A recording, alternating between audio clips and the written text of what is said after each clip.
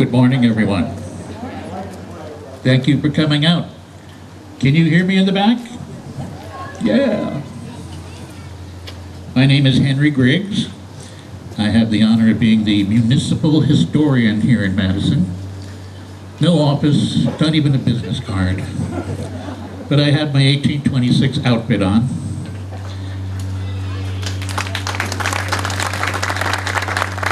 And thank goodness it's not as hot as yesterday. I like to think of myself in the persona of Curtis Wilcox. His house was right across the street there. You might want to go find it after this event.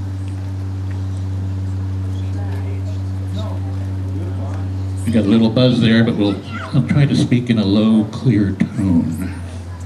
First of all, thank you to the Scranton Strummers for the prelude there. They'll be playing a little bit later on.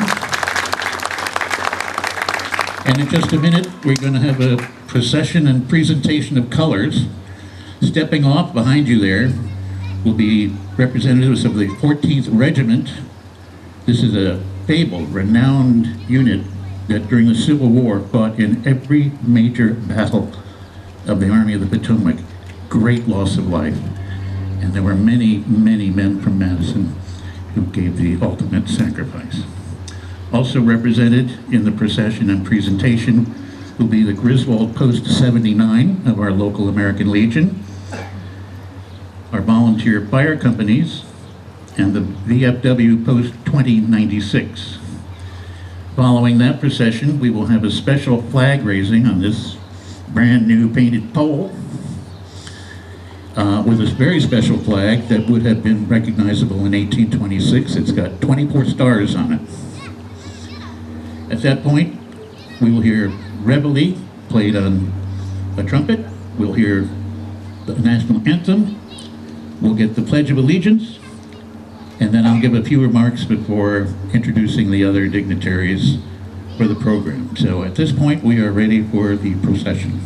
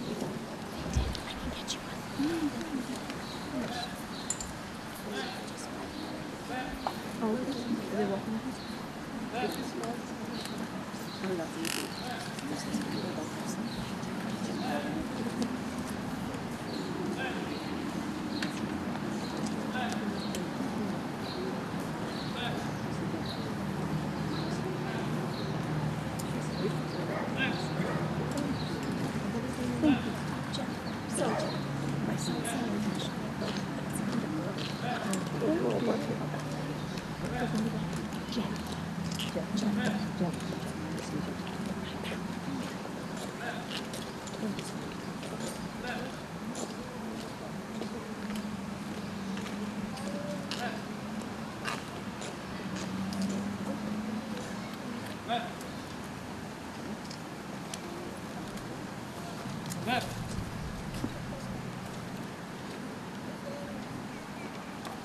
Left. Left.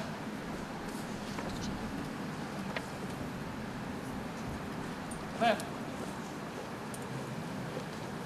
Left. Left.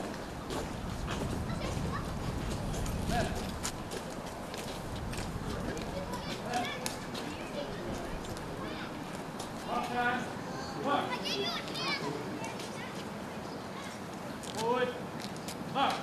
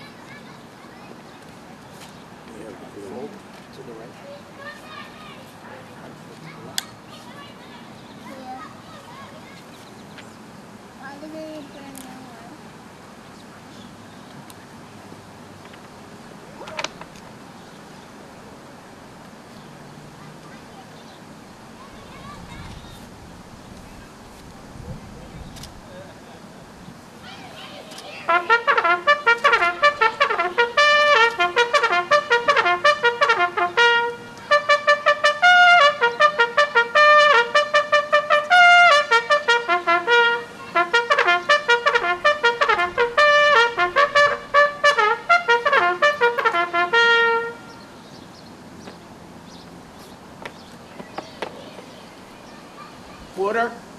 Arms.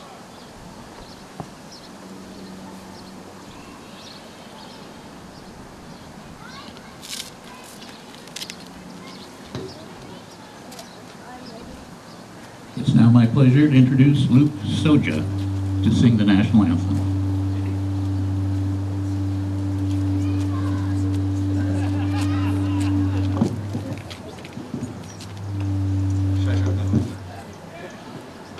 Set. Up.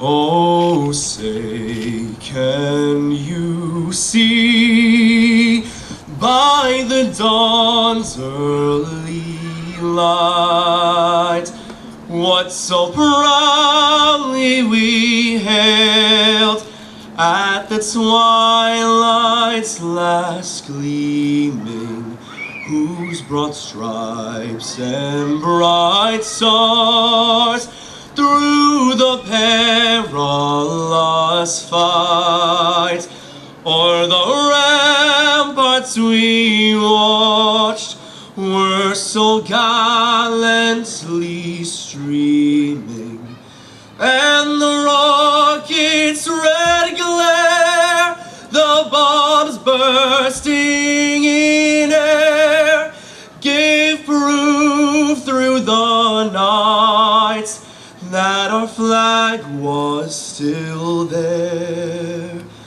Oh, say, does that star-spangled banner yet wave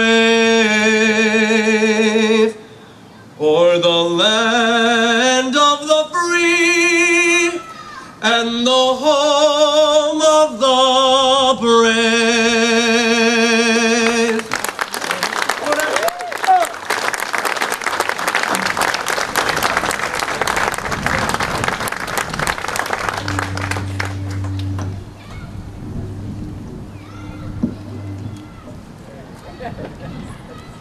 We're acting as a ground, you see.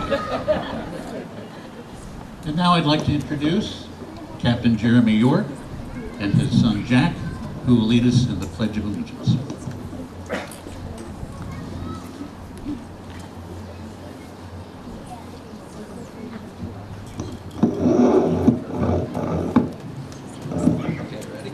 Yeah.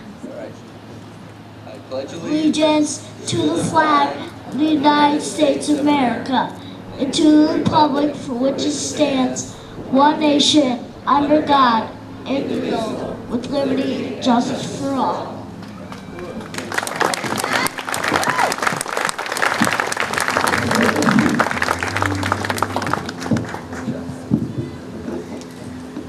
And now I'd like to turn the program over to State Senator Christine Cohen, who has some special proclamations to present, and she will lead the rest of the program of speakers. Senator Cohen?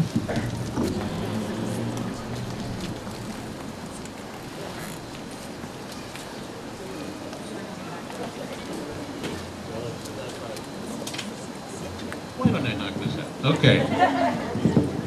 See, I'm ready to get off the stage.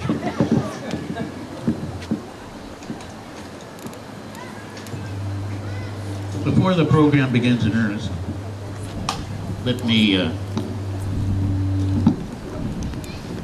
would like to note that the Madison Historical Society is most grateful for the generous financial support of the Madison Foundation and the Community Foundation for Greater New Haven. We also extend our sincere thanks to the Garden Club of Madison, Island Tree Experts, and Orlando and Son Painting for their invaluable assistance and contributions in helping to make this event a success. And I'd like to thank whoever's in charge of the weather for making it tolerable. Now, the first humans are believed to have appeared in our area by the 11th century BC. There were 5 tribes of American Indians in the area. Nearby, the Hamanasets, who lived in Madison and Clinton, the Minuncutucks in the Guilford area, and the Quinnipiacs around New Haven. The Hamanasets spent their summers farming along the Hamanasset River just north of the state park.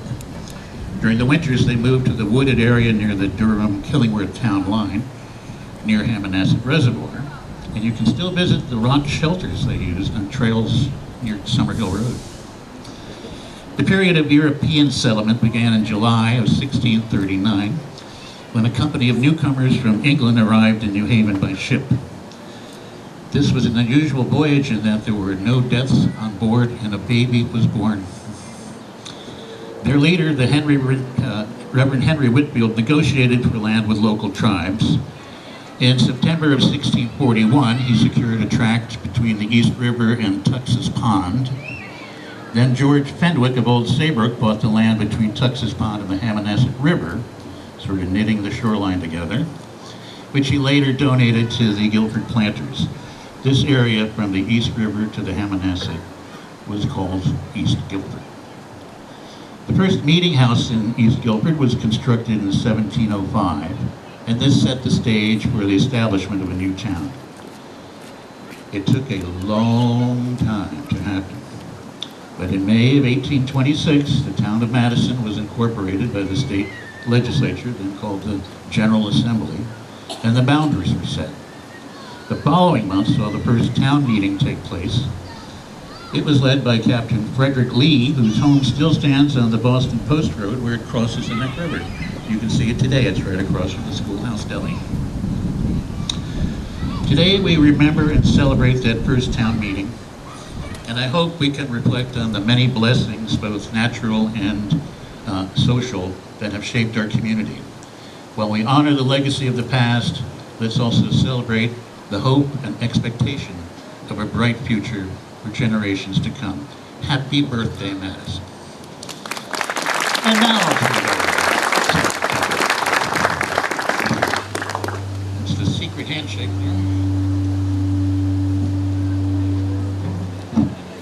I'm going to do my best to do this one-handed. Oops, sorry. Good morning, everybody, and happy 200 years young. It is a spectacular day. It sort of makes me wonder, sitting here, what that day was like, signing the papers of incorporation for the town of Madison, and happy Independence Day from Guilford. It's an exciting day for everybody. I represent both towns, for the record. I love them both very much.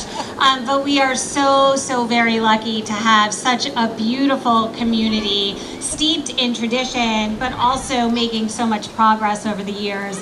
I would say it was a simpler time 200 years ago, but I think it was also filled with strife, and we've come a long way. And so I'm so proud of what this community has become. Such a special place, neighbors and families growing together. We're just so very lucky. I do have 2 special proclamations today. The first is on behalf of the Connecticut General Assembly, specifically on behalf of Representative John Michael Parker and myself, State Senator Christine Cohen. Be it hereby known to all that the Connecticut General Assembly hereby offers its sincerest congratulations to the town of Madison. 2 centuries of rich history, civic pride, community spirit. We celebrate the town of Madison's Bicentennial. Incorporated in 1826 from the community once known as East Guilford and named for President James Madison, the town has become a shoreline treasure. Shaped by its maritime past and traditions, we commend its residents for preserving this legacy while embracing the future. Best wishes for continued growth, unity, and success in the years ahead.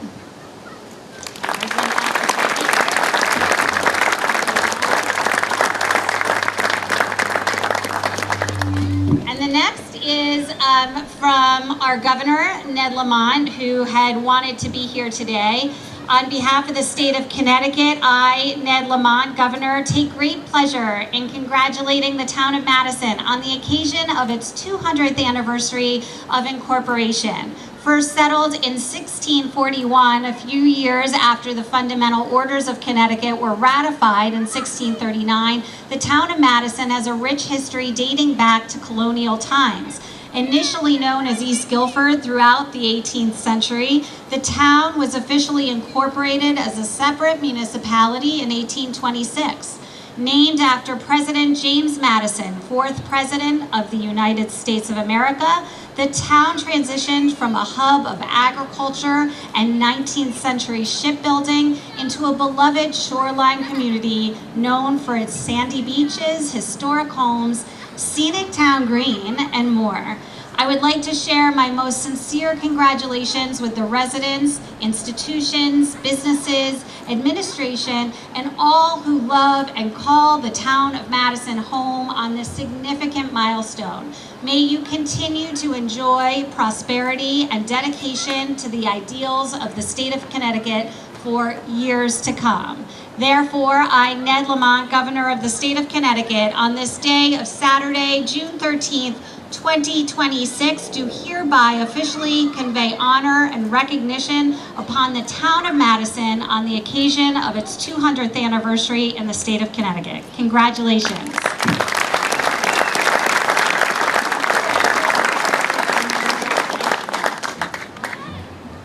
And without further ado, First Selectwoman Peggy Lyons.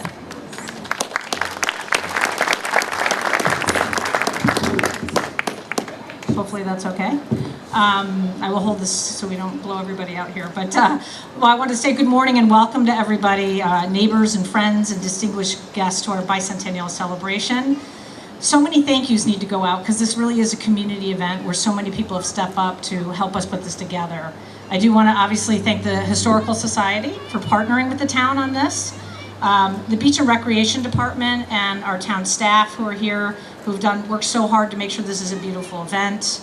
Obviously to our veterans groups who are here, the 14th Regiment, the volunteer fire companies, and a special shout out to the Madison 200 America 250 Steering Committee for all your assistance in launching many spectacular events. And I know the chair is going to be speaking after me about all the other fun things we're going to be doing to celebrate our 200s. Today we find ourselves at a remarkable crossroads. We are here to recognize both the 200th anniversary of our first town meeting, which was on June 19th, and participate in a nationwide celebration of America's 250th. This dual milestone invites us to reflect on the ideals that shaped us into the community we are today, and look forward towards the horizon of what lies ahead. Madison's story has always been intertwined with the history of our nation, and 1826 was a highly symbolic year. America was celebrating its Golden Jubilee, proving that the American experiment was not a fleeting moment, but a lasting nation. When Madison's founders were launching our new local government, the national headlines were focused on the sudden passing of the founding fathers and political rivals, John Adams and Thomas Jefferson, who in a twist of fate died on this exact same day, July 4th, 1826, so weeks from now. Ironically, John Adams' son, John Quincy Adams, was the sitting president in 1826. Our governor was Oliver Wolcott Jr., and our representatives in the General Assembly were Nathan Chidsey and Samuel Fowler, both from Guilford. East Guilford's population, as we were known, was about 1,800 people and was mostly comprised of shipbuilders, farmers, and sea captains. Our thirst for self-governance evolved out of our growing population, the emerging pride and influence of some of our prominent residents, and our differing economic interests, making it impractical to remain politically tethered to Guilford. And I did invite the first selectman of Guilford here today, but I think the feelings are still very raw, so he chose not to attend. Citizens wanted a direct vote on immediate neighborhood matters, to keep tax revenues local, and manage public resources directly, a common theme that remains in our local politics today. Fittingly, our namesake James Madison once said, In framing a government which is to be administered by men over men, you must first enable the government to control the governed, and in the next place, oblige it to control itself. After decades of efforts to break off, the Connecticut Assembly officially enabled the creation of our beloved town. And on June 19th, we held our first town meeting. At this meeting, locals chose the name Madison to honor the nation's 4th president, and also established the volunteer-led government that essentially still runs our town today. And we were joined today by several of our selectmen, Jen Gordon, Scott Murphy, and Al Goldberg. Our volunteer-led, I am not a volunteer, but I am elected. But obviously we still hold that tradition, and if you look at the original documents from the town, I think there's 3 selectmen listed, the 3 first selectmen in Madison. So since that first meeting, we've been blessed with 2 centuries of independence and great prosperity, anchored by a vibrant community spirit of shared connections and mutual support. We remain a town powered by our people, home to over 60 volunteer boards and commissions, and dozens of civic, veterans, charitable, and religious organizations that have stood the test of time today. Many of you here today represent these various groups, validating that our tradition of service isn't just a relic of our past, it is the very engine driving our tomorrow, and the essence of our bicentennial theme, from before to beyond. Shakespeare wrote, "What's past is prologue." And if the last 200 years were just the opening chapter of Madison's story, I cannot wait to see what we write next, together as a community. So thank you and happy Bicentennial, everybody. And now I'd like to invite up the chair of our America 200, or Madison 200, America 250 committee, Roz Kama, for a few words.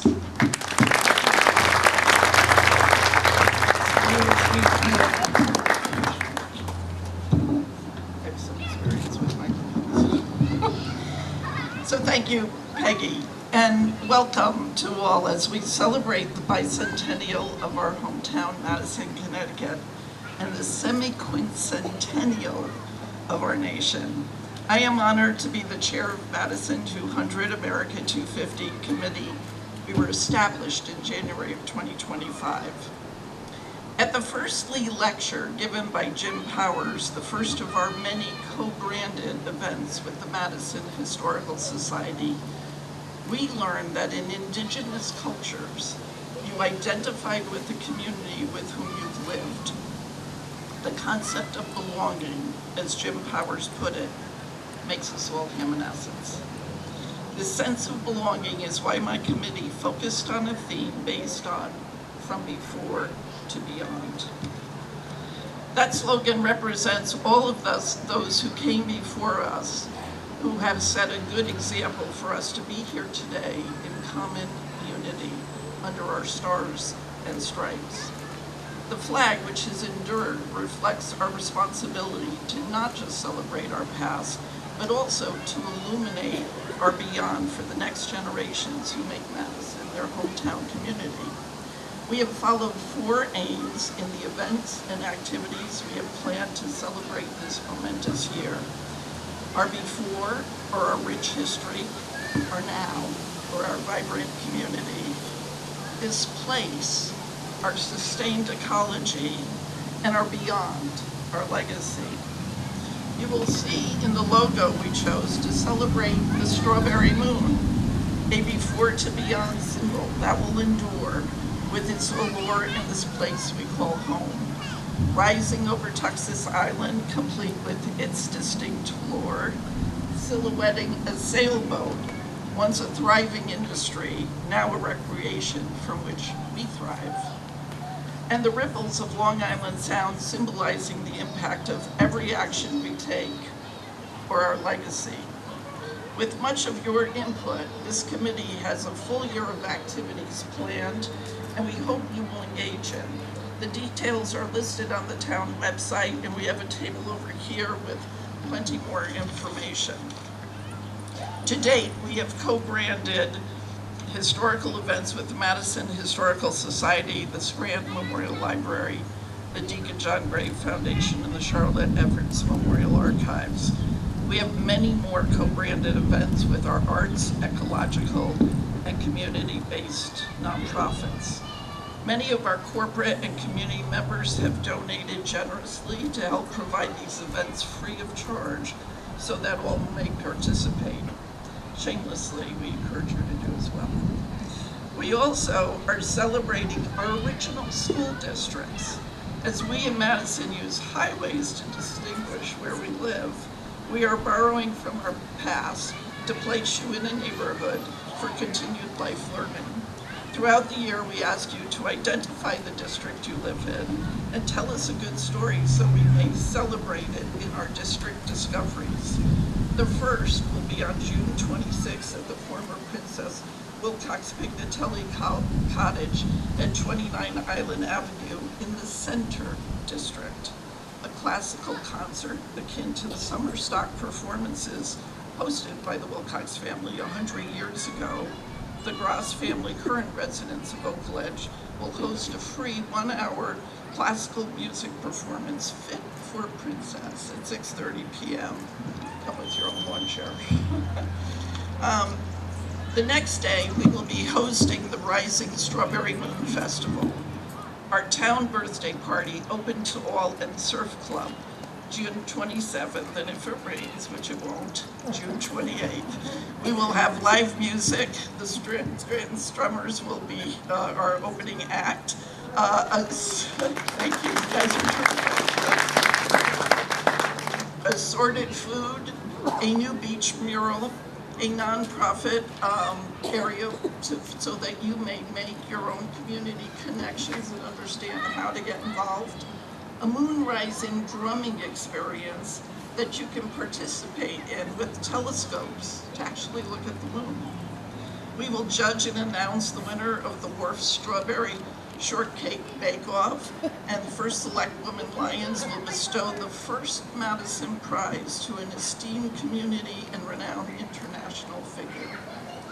And for our nation's semi-quincentennial, and I expect you all to learn how to spell that, celebration, we do what we do so well here in Madison. On July 2nd, the Madison Fireworks Committee will put our traditional Independence Day fireworks, shooting them off Tuxas Island after dark. On July 3rd, the Madison Cultural Arts will host our Independence Day concert at 6:15 on the town green. And then on July 4th, the Exchange Club will host our July 4th parade, where this year's Grand Marshal will be the town of Madison, leading the parade with the Garden Club of Madison, who will be debuting a float that is all about bees. That's a hint to be beyond. So come and notice their great work. On July 4th, we hope you will join a national initiative, Let Freedom Ring, whereby we will be giving out bells at the festival provided by Liberty Bank, our Madison Liberty Bell, to ring at 2 p.m. Eastern Daylight Savings Time. This will happen across the country for unity across this land. And so much more. So please join us. I would like to acknowledge my committee. Raise your hand as I call your name out, who've been working diligently. Ryan Duquesne and I are the independent representatives, and Ryan has served as treasurer, and I call him our bandmaster. He's gotten all the music together for us. Laura Downs is secretary representing the Scranton Memorial Library.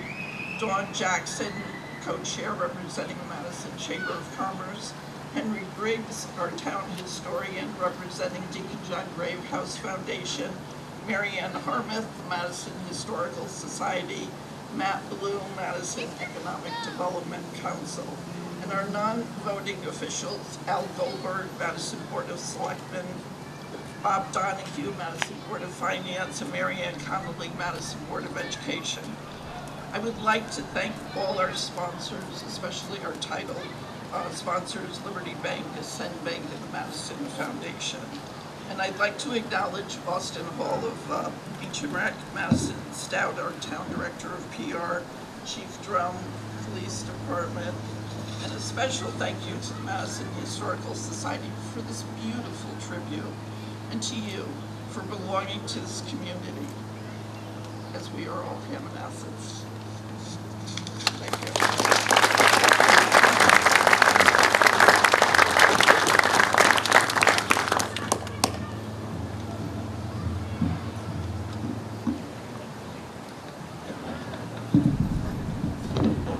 it's my pleasure to introduce our town poet laureate, Mr. Edward Lent.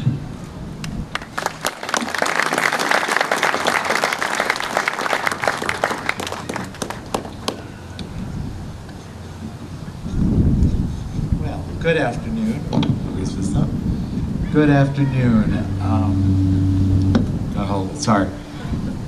I'm very happy to be Madison's inaugural Poet Laureate. It is a great pleasure to be at this Bicentennial and Flag Day celebration for our beautiful town. And the historicness going on today is incredible because we're all a part of our continued history, which is kind of awesome. Thank you to the Madison 200, America 250 Steering Committee, Madison Historical Society, and our town historian, Henry Griggs, for leading the program. You might think creating a poem about a beautiful New England seaside town that blends history with our proud community spirit and patriotism in combination with our heritage and national pride would be an easy thing. I assure you, it really hasn't been. But the research was really fascinating. And from all that research, the one thing that always stood out to me was that Madison welcomes all who arrive. This poem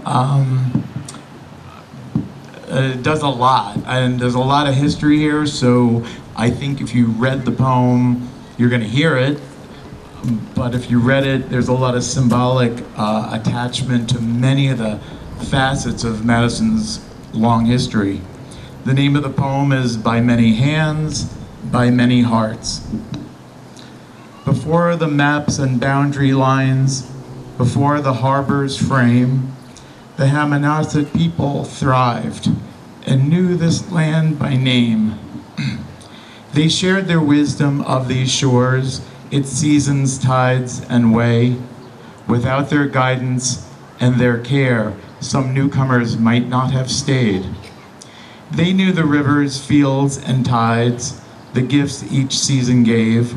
Their knowledge helped these new neighbors learn and offered paths to brave. Where wooded hills met tidal light and salt first touched the field, a town took shape in studied sight from all that earth would yield. With carried tools and simple bread, with hope and prayer under this new world sun, they cleared the land, raised homes, soon spread, and learned to live as one. From schoolhouse bell to shoreline breeze, from furrowed rose to sail, each generation sought to please the promise they couldn't allow to fail.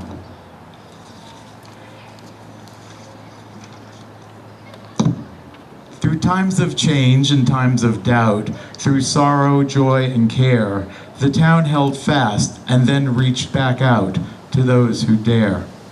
So stands the name Madison, Connecticut, the land of many parts, 200 seasons grown by many hands, by many hearts, that called this place their own. Not born of one, but shaped by all, who planned, who built, who came, by every rise and every fall that taught us why we name this town a home, this shore a trust. We keep their sacred vow, this future ours to tend, a living thread of then and now, that time will not unbend. May kindness be our legacy, may service be our art. May every soul who walks these streets walk open and be free, feel history in their heart. So as we mark 200 years from looking back while living forward, each in grateful view, we honor all who brought us here and all who lead us through. Thank you very much for being here today.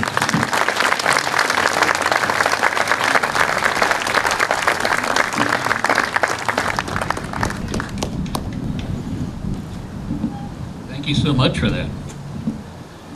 Well, my closing remarks, I would like to reflect on the question, what would Madison be like 200 years from now? And I get some clues just looking out from here. Across the road, there are houses that have been standing that long. There's one around the corner that's more than 300 years old. We can keep a flimsy wooden structure standing that long. Surely we could keep the town spirit going. We've got so many blessings here, our geography. I've had an opportunity to participate in many volunteer projects here. I have every confidence and belief that 200 years from now, my counterpart will stand and say, will Madison be here the 400th year? And I think the answer is yes, it will. Yes, it will. So now I'd like to turn it over for a final benediction from Reverend Vetter.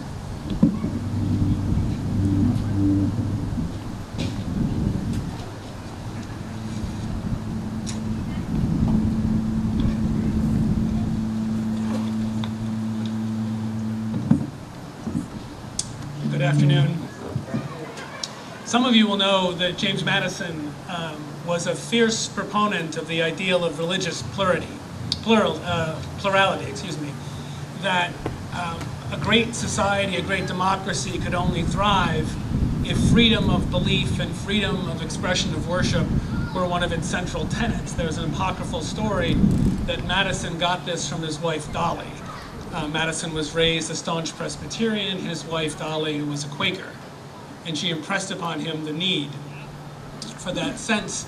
And again, a diversity of faith traditions is what deeply enriches any community, any society. So by whatever name you call upon what is transcendent and holy and universal, I invite you to find a stillness of soul as we call upon God to bless the endeavors of this year as God has blessed the endeavors of the past, and as God will will continue to bless all that will come from this moment. Let us be together in the spirit of prayer.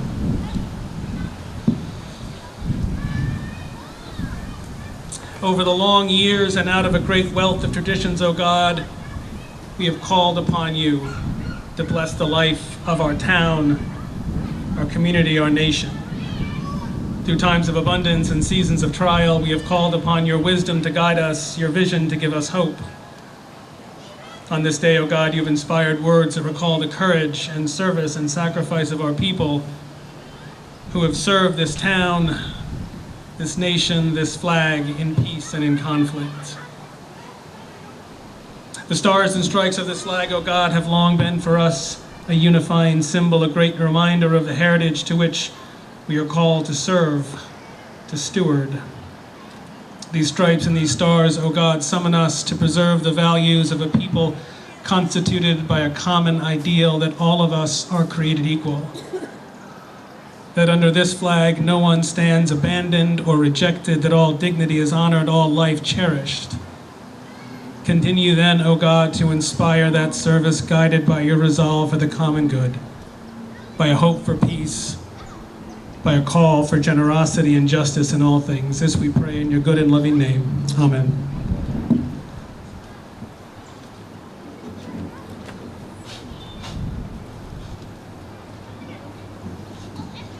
Well, I just want to say thank you to everybody who's joined us today. I do want to highlight that if you are a volunteer in town, we have these Bicentennial pins. You're welcome to take one from the table over there. And I just appreciate all the hard work that went into this event. And I think with that, we'll end with some more musical selections from the Scranton Strummers. Thank you. And also there's cake. Sorry, I forgot to say birthday cake. And then please check out the wonderful flag display in the building, in the Historical Society building. It's a great testament to the history of the town. It's got some great things to look at. So thank you.